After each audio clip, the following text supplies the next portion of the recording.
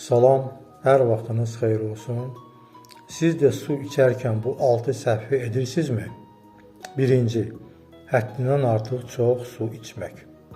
Bu zaman elektrolit ehtiyatların tükənməsi baş verə bilər və qanda natriumun çatışmazlığı yarana bilər.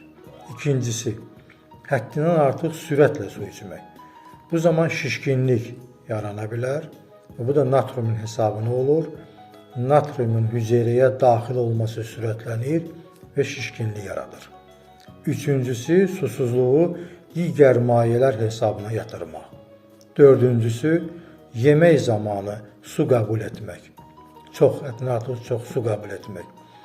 Və bu zaman mədə şirəsinin təsiri itir və qidanın həzmi çətinləşir. Ona görə də suyu yeməkdən ya 1 saat əvvəl və yaxud da 1 saat sonra suyu içmək lazımdır. Beşincisi, həddindən çox soyuq su içmək.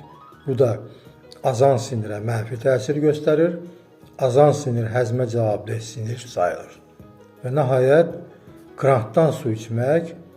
Krantdan su içdikdə onun tərkibində xlor, ftor kimi maddələr vardır ki, bunlar da beyinə və hormonlara mənfi təsir göstərir. Hamınıza can sağlığı arzulayıram. Özünüzdən müğayət olun.